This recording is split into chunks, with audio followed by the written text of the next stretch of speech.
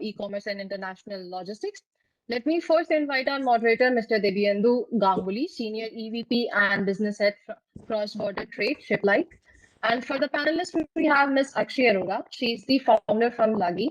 Mr. Prasanna Pandhare, he's the Senior General Manager, SCM and Procurement from Duroflex. Mr. Siddharth Pava, Advisor and Consultant Supply Chain and Logistics from Wow Skin Science. I would request all the delegates to keep posting their questions in the chat box, and the panel will address few selected questions at the end of the session. Over to you, Mr. Ganguly. Thank you, Shivani, for that introduction. And I must say that I'm enthralled to have such an esteemed group of panelists, and it'll be really nice discussing with them about the future of cross-border e-commerce and international logistics. I hope everybody is safe and taking care of themselves, considering the situations that we are in. So before we jump in, it's a generic question to all my panelists that what do they think about cross-border e-commerce future for especially for Indian brands going global? So let me go to Mr. Pava on this, that what's your take on cross-border e-commerce and Indian brands going global? Yeah. So Debyendu, thank you very much for asking this question. And I think it's pertinent for all the D2C brands, and not only for D2C brands, but other brands also that have been in India for many years. And everybody wants to go global. The reason why they want to go global is very clearly that there are opportunities available in international markets based on the products that have been developed, unique products, value propositions, etc. So every brand wants to go international. And Wow also has those ambitions that they certainly want to go international. In fact, Wow is present in US, in North America for many years now, and have been able to build that business. The other reason why they want to go global is because it helps you to obviously utilize your resources, your expenditure better, and consumers today are seeing have the ability to look at brands at a global level. You know, we wanted to buy many of the international brands in India many decades back, and now I think there are many people, consumers who want to look at Indian brands for their uniqueness, for their differentiated product quality, and therefore it's a big opportunity both from a consumer point of view and from an organization point of view to go international. Perfect. I think yes, it makes sense, and cross-border e-commerce is the buzzword.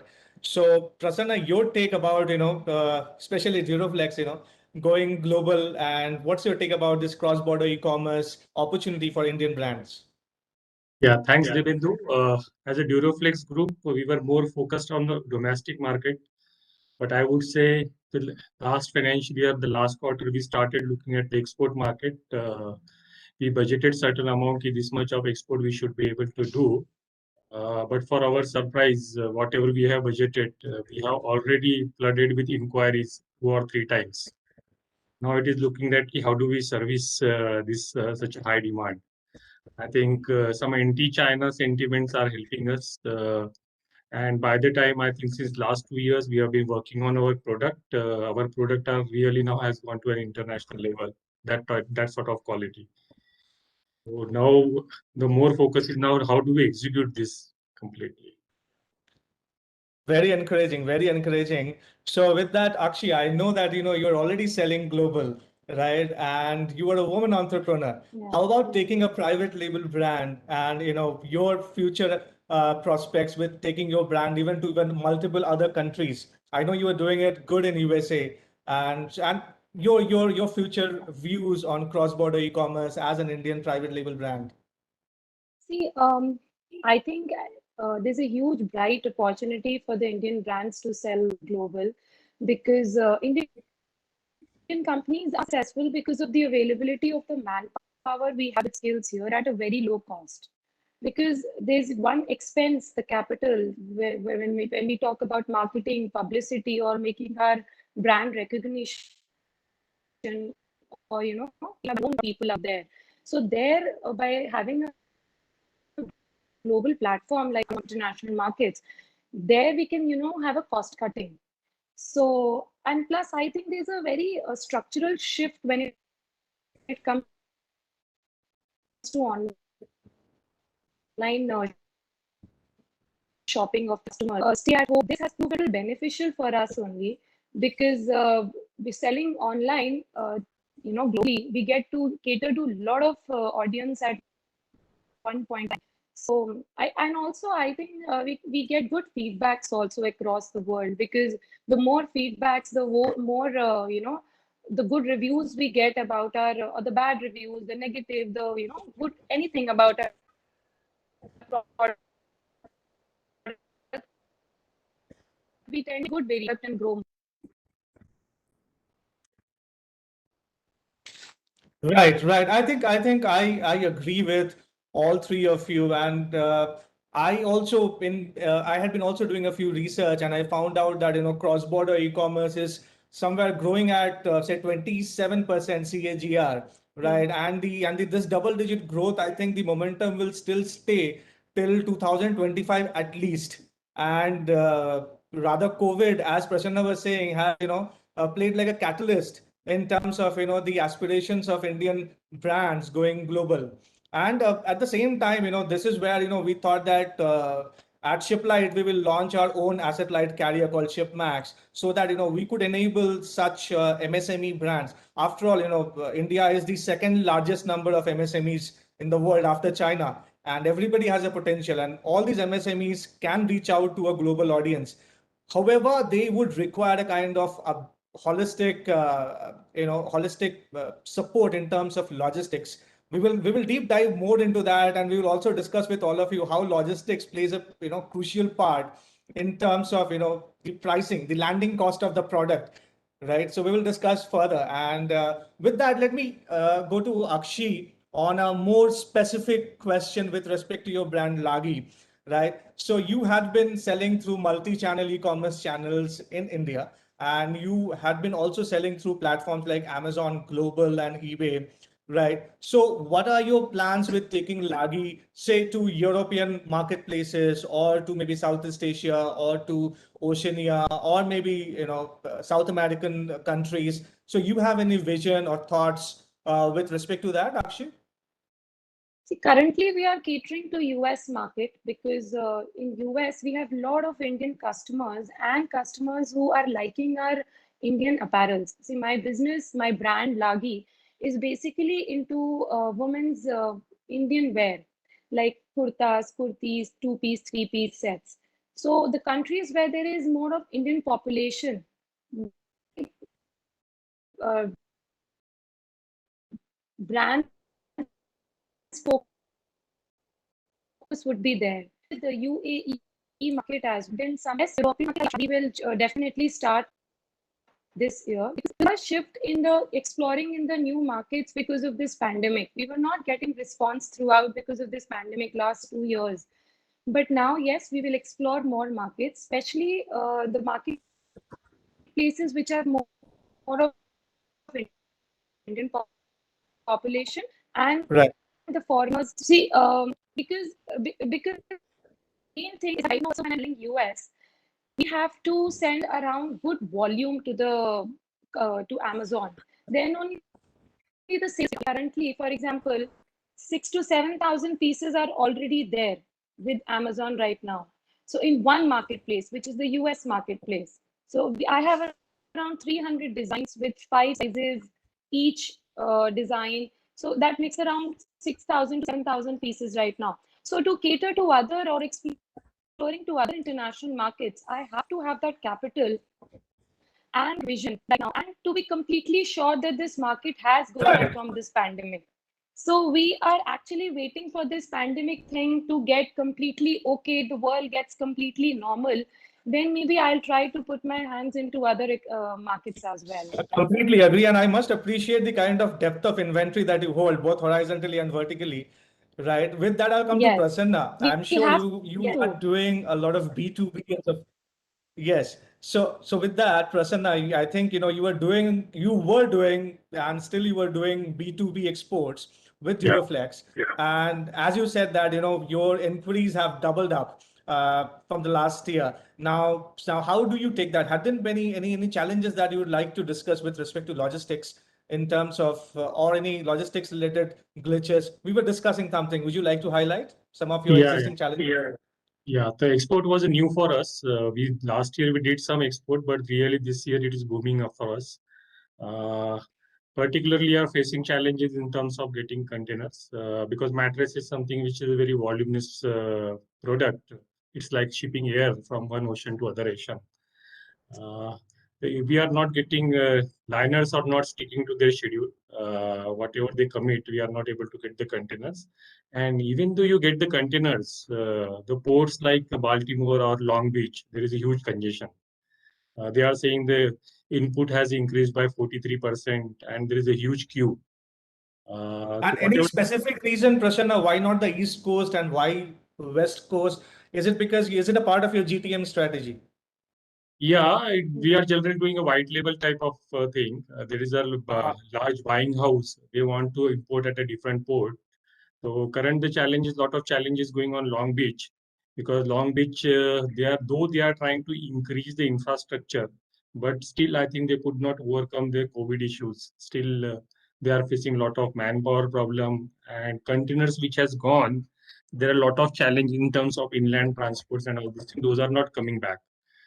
I think you should look at Texas as a place because that's where the traction is as of now with respect to low level skill labor or unskilled labor in US.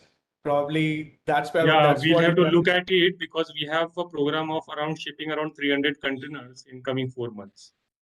Oh, that's optimistic. So with that, let me come to Mr. Pawa. So with cosmetics and healthcare or skincare products, there are compliance issues, right? With respect to licensing. For example, you need to get it, especially in regions like Middle East and Southeast Asia, where I have personally faced with few of the brands that I have spoken with in this sector that they say that they need to take particular licensing for certain HSN codes with certain cosmetics and healthcare products, right? How do you address this at Wow Skincare? So quite a question, but I think it's not a really big challenge because India has a big pharma industry and the pharma compliance and regulations and permissions are much more stricter than cosmetic and personal care products which are there. Obviously, this means that you have to declare what are the ingredients in the products. You have to declare your safety trials, tests, etc. that have been done and meet the regulations. Once the product is certified and approved, not only the product, also the site has to be certified and approved. Then it's, after that, it's once that path has been created, then there is no problem in moving more and more products with desired approval over there. Yeah, so that's something that can be done. But so it is not a challenge. It's just that people have to plan that well in advance, be aware of it. If they do not have capabilities within the organization, then they can look for experts in those markets and then take their help in terms of registration of the products. I know many of the logistics service providers are giving this as an additional services also, that they will help in terms of getting the products registered with the required authorities, etc. So all that can be done. But I'll come back to the question that you asked to the founder of Lagi, and the important part over here is every brand has to do a 2x2 matrix for the products that they are selling into whether they have resilience or agility they are looking in their supply chain, and on the other vertical, it will be about what is the margin that is available for them and what is the risk that they are carrying if they use the inventory model. So obviously, if you have high margin, and you want a very high agility, then it would be the drop shipment model that will work best for the organizations and for brands like that, because then they have the ability to do that, to do those drop shipment models using your margin that is available and give the best of the thing. And I'm sure many of the fashion brands are looking that as a model, because then you avoid carrying the inventory. While at the same time, if there are products which are which are more commoditized, lesser margins available, there you want each and every penny to be optimized, and therefore you will have to make your pipelines, transportation and logistics pipeline, much more robust and cost effective. And therefore, at that point of time, the inventory model, etc., would work, subject to the volume is there at the destination point. And that is the point that I want to leave with the audience, that don't go by one simple solution fits everybody. Look at your product, look at your supply chain strategy, and look at your business strategy, plot these two, and then figure out what would be the right transportation and logistics solution that you will have to really think through. Because if you build up too much of an inventory in a model margin available, then you will be really struggling at that point of time. And at the same time, if you have margin available but you are not able to deliver the customer latest variety, latest designs at the right time, then the business will start suffering. And these are the two important aspects to be taken whenever anybody is doing their supply chain designing. Right. I think correctly said, Mr. Power. And another question I would like to ask, because at Shiplight, what happens is we get a lot of inquiries from these private labels, mostly these MSME segment, and they ask us that we want to do a D2C directly to say US as a market, or Southeast Asia as a market, or Middle East, right, which is an emerging market.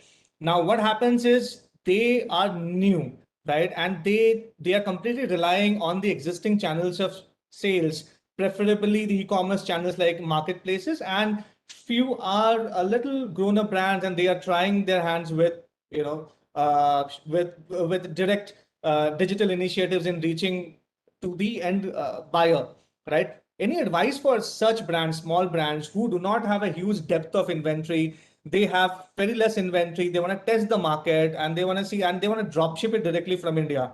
So at Shiplight, we have built the solutions with respect to drop shipping. So anybody can ship from India to 220 plus countries without any hassle from India.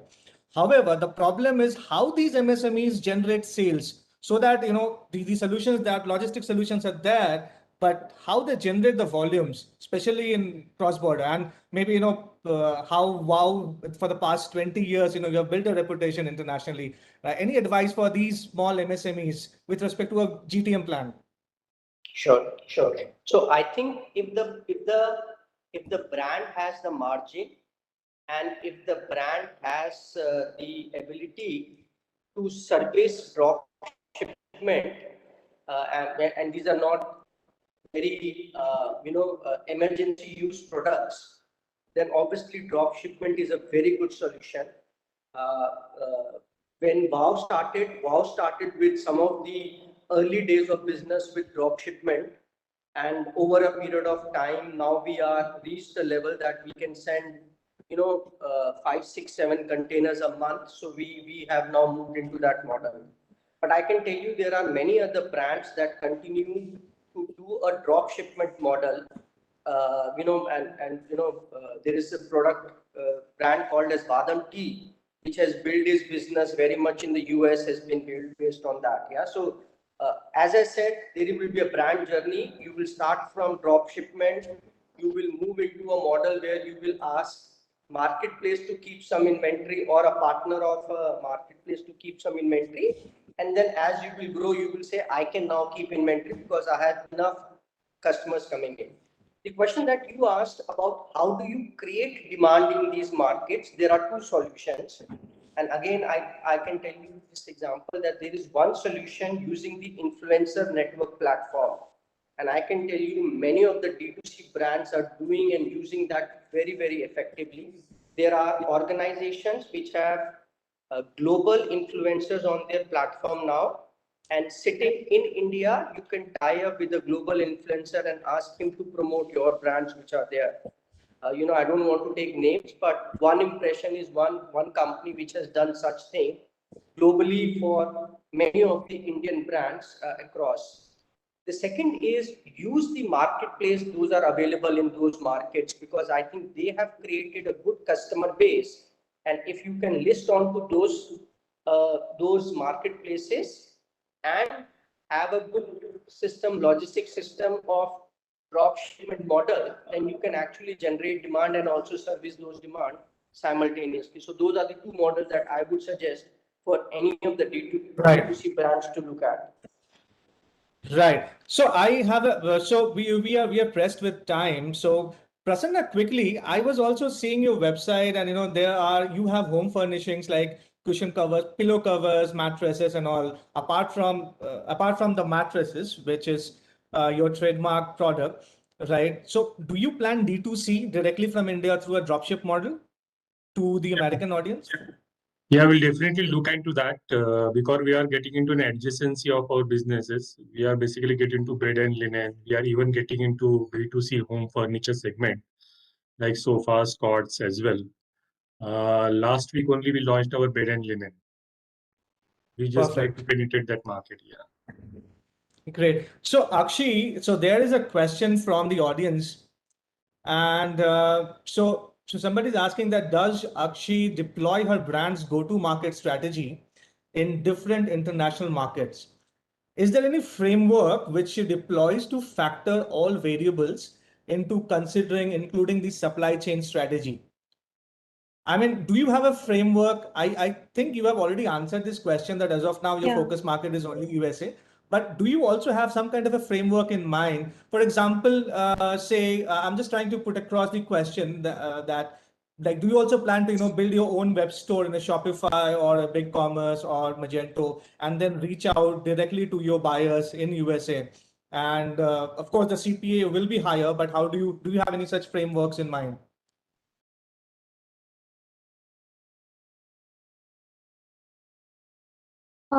The dropshipment Mr. Bhava and Mr. Prasanna were discussing.